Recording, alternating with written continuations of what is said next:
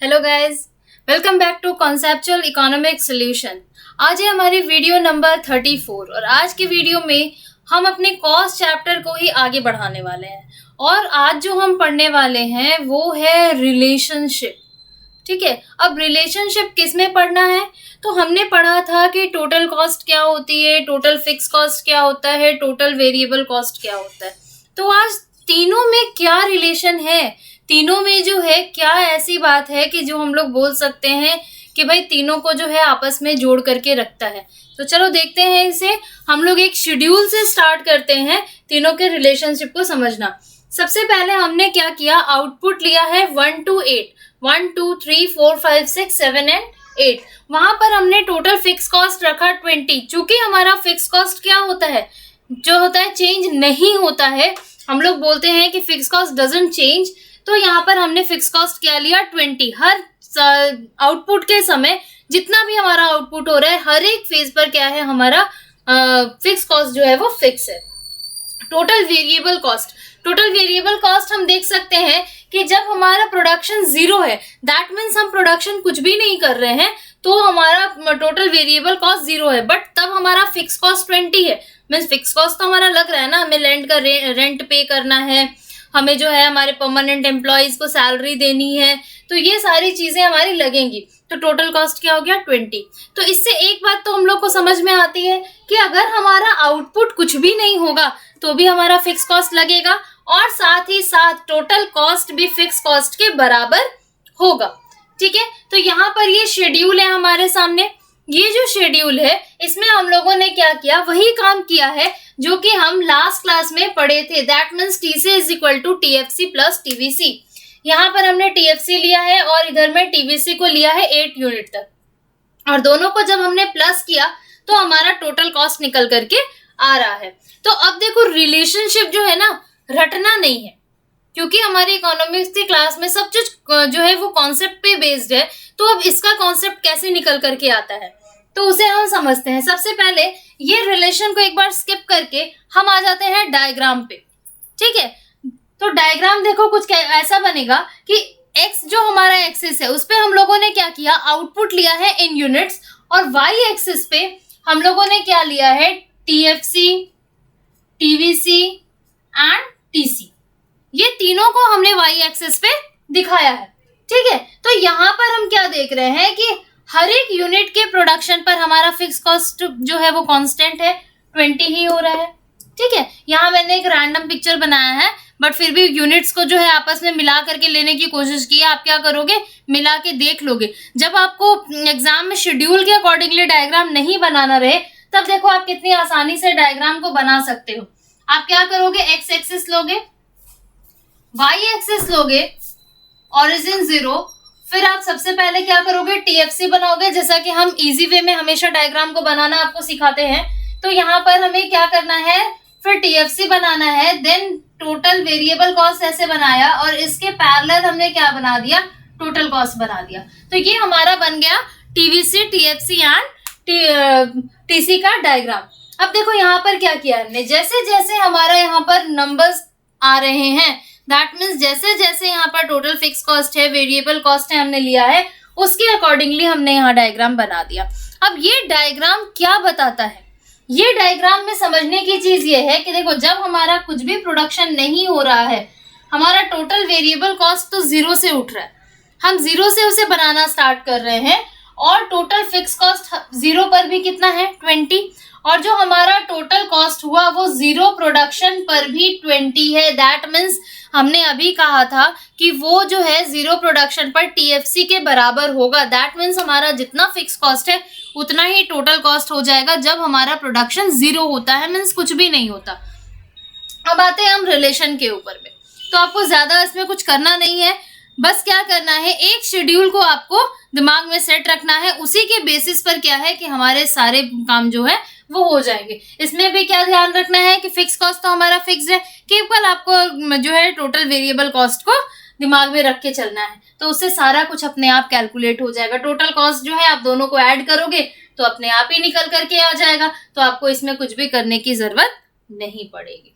ठीक है, अब देखो क्या करना है कि हम जो है रिलेशन बताएंगे। कैसे बताएंगे? अब रिलेशन जो है, जब भी आप किसी भी कॉस्ट का जो है रिलेशन बताने जाओगे, चाहे वो टोटल कॉस्ट हो, टोटल फिक्स कॉस्ट हो, या टोटल वेरिएबल कॉस्ट हो, या आगे अभी हम लोग एवरेज के बारे में भी पढ़ेंगे। आगे के और चैप्टर्स में भी कुछ रिलेशन हमें पढ़ने हैं, पीछे के कुछ चैप्टर्स में हम रिलेशन पढ़ के आए हैं। तो ये हमें बताने कैसे हैं, ये हमने सीखा था जब हम टीयू और एमयू का रिलेशन पढ़ रहे थे। ठीक है, टोटल यूटिलिटी, मार्जिनल यूटिलिटी हमने कंज्यूमर वाले चैप्टर में पढ़ी थी। तो देखा था ना कि रिलेशन हम खुद से कैसे क्रिएट कर सकते हैं। तो अभी एक बार फिर से देखेंगे। देखो, TC is equal to TFC plus TVC, ये हम लोग जानते भी हैं और हम यहाँ देख भी सकते हैं। जब हमने 0 + 20 किया तो हमारा क्या निकल करके आया? टीसी निकल के आया। तो पहला रिलेशन तो वहीं बन गया कि टीसी, टोटल कॉस्ट जो होता है वो टोटल वेरिएबल कॉस्ट और फिक्स कॉस्ट का सम होता है। ठीक है, और टोटल कॉस्ट हमारा कभी भी 0 नहीं होगा। जब 0 प्रोडक्शन पे ही वो 0 नहीं हो रहा है, तो जब हम कुछ ना कुछ यूनिट का प्रोडक्शन करेंगे तब भी 0 तो नहीं होगा।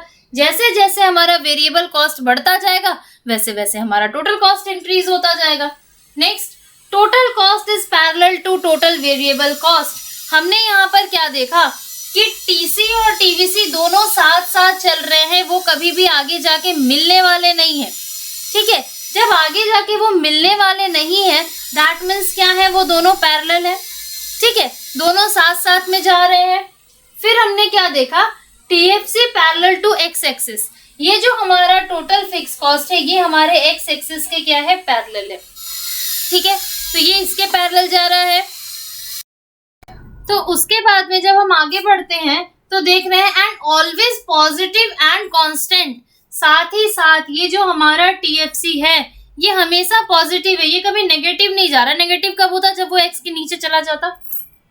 और साथ ही साथ ये कांस्टेंट है, कोई भी चेंजेस नहीं आ रहे। 20 मीन्स 20, ये जो है वो नॉट चेंजेबल है। उसके बाद लास्ट हम क्या देख रहे हैं? TC and TVC are inverse S shaped curves.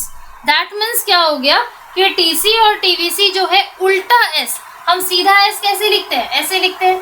ठीक है, उल्टा एस क्या हो जाएगा हमारा? ऐसे हो जाएगा, है ना। ये जब हम उल्टे एस की बात करते हैं तो ये हमारा कर्व ही तो है, ये ऐसे ही तो जा रहा है। तो हमने क्या कहा? ये इनवर्स एस शेप्ड है।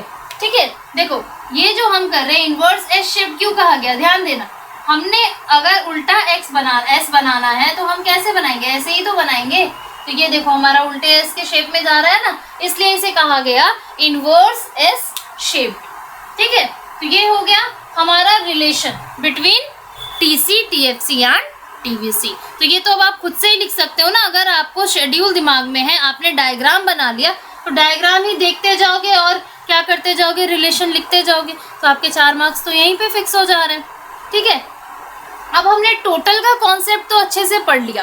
अब बारी आती है एवरेज की। अब देखो, average fix cost, average variable cost और एवरेज कॉस्ट। ठीक है, तो यहाँ पर एवरेज वेरिएबल कॉस्ट की बात करते हैं तो एक चीज दिमाग में बैठा लो, यहाँ पर मैं लिख देती हूँ, आप लिख लो एवरेज। कभी भी हम एवरेज निकालेंगे तो क्या होगा? Total by quantity. अब वो एवरेज कॉस्ट हो, एवरेज प्रोडक्ट हो, ठीक है, कुछ भी हो, लेकिन हम अगर मान लो कि हम लोग यहाँ पर एवरेज लिख रहे हैं, कभी भी एवरेज निकालने बोला तो जो भी चीज का एवरेज निकालना है उसी का total divided by quantity. That means average of fix cost है तो फिक्स कॉस्ट का ही टोटल लेंगे, total fix cost divided by quantity. Variable है तो total variable cost divided by quantity. अब देखो हमने यहाँ सेम शेड्यूल लिया है, टोटल फिक्स कॉस्ट हमारा सेम है। हमने क्या किया? एएफसी निकालने के लिए टीएफसी डिवाइडेड बाय आउटपुट कर दिया।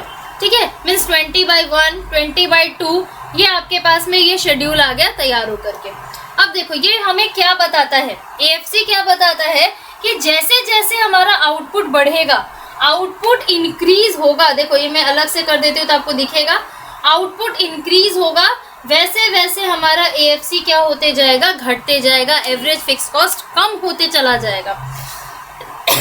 AFC never touches x axis as FC is not equals to 0. That means fix cost जो है वो कभी 0 नहीं होता है, कुछ ना कुछ तो फिक्स कॉस्ट लगता ही है। इसलिए जब फिक्स कॉस्ट 0 ही नहीं होगा, जब यहाँ पे 0 आएगा ही नहीं, कुछ ना कुछ नंबर रहेगा ही हमेशा, तो इसका मतलब क्या हो गया कि जो हमारा AFC है वो 0 नहीं होने वाला है। इसीलिए AFC कभी भी x एक्सिस को टच नहीं करेगा। x को जहां पर वो टच कर देगा वहीं उसका मतलब हो गया ना कि 0 हो गया, तो x को वो कहीं भी टच नहीं करेगा, इसलिए क्या हो गया यहाँ पर, इसको हम लोग बोलते हैं AFC never touches x axis as FC not equals to 0। ये इसका एक रीजन भी हो गया कि क्यों नहीं टच करेगा, क्योंकि हमारा फिक्स कॉस्ट जो है कुछ ना कुछ अमाउंट हमेशा लगेगा ही, कभी भी वो 0 नहीं होगा। अच्छा, एक चीज यहाँ छूट गई, पॉइंट देके आप लिख लेना कि ये जो शेप है इसको हम बोलते हैं रेक्टेंगुलर हाइपरबोला। क्या बोला? हाँ, रेक्टेंगुलर हाइपरबोला। ठीक है, ये इसका नाम होता है। ठीक है, अब देखो एवीसी में जब हम लोग आते हैं तो एवीसी का शेड्यूल भी हमने वैसे ही बनाया। पहले आउटपुट ले लिया, वहाँ 8 यूनिट तक लिया है, यहाँ 2 यूनिट और हमने बढ़ा दिया क्योंकि शेप सही से निकल के नहीं आता। टीवीसी हमने लिया 10 यूनिट्स तक, अब इसका एवरेज भी सेम निकाल दिया, टीवीसी डिवाइडेड बाय आउटपुट। अब जब आप यहाँ पर मैंने रैंडम पिक्चर लिया है, आप क्या करोगे, एक बार जरूर बना करके देखना, बाद में जब आपको रिलेशन बनाना हो तो आप रैंडम पिक्चर दिखा सकते हो। यहाँ पर देखो क्या करना है आपको कि इसके अकॉर्डिंगली जो हमारा एवीसी है इसके अकॉर्डिंगली आप क्या करना है, एक बार इसे बना करके देखना, तो देखना कि ये ऐसा ही शेप निकल करके आपके सामने आएगा। इसे हम बोलते हैं यू शेप। कौन सा शेप? U shape. एक शेप्स पे भी हमारी जो है वो क्लास आएगी, उसको जरूर से देखना, तो सारे शेप एक ही जगह पर आपके क्लियर हो जाएंगे। ठीक है, तो यहाँ पर क्या हुआ, it follows the application of law of variable proportion. अब बोलोगे ये लॉ ऑफ वेरिएबल प्रोपोर्शन क्या होता है, ऐसा बोलोगे? हाँ, नहीं बोलोगे, क्योंकि ये तो आप पढ़ चुके ना, लॉ ऑफ वेरिएबल प्रोपोर्शन आपने पढ़ा है ना। तो यहाँ पर उसी के कारण क्या हो रहा है, ये शेप में जा रहा है, डिमिनिशिंग रिटर्न, नेगेटिव रिटर्न। ठीक है, ये सारे फेजेस आपने पढ़े हैं। यहाँ पर देखो, अगर हमें डेफिनेशन लिखनी है एवीसी की तो हम क्या लिखेंगे, it is per unit variable cost of producing the commodity. उसी तरह से अगर एवरेज फिक्स कॉस्ट की डेफिनेशन लिखना चाहोगे तो वहाँ लिख करके रख लो कि it is per unit fix cost of producing the commodity. जहाँ वेरिएबल लिखा है वहाँ पर आप फिक्स कॉस्ट लिख दो। लास्ट आते हैं हम एवरेज कॉस्ट में। ठीक है, जब हम एवरेज कॉस्ट की बात करते हैं तो टोटल कॉस्ट हमारा क्या था, टीएफसी प्लस टीवीसी। ठीक है, तो एवरेज क्या होगा, एएफसी प्लस एवीसी।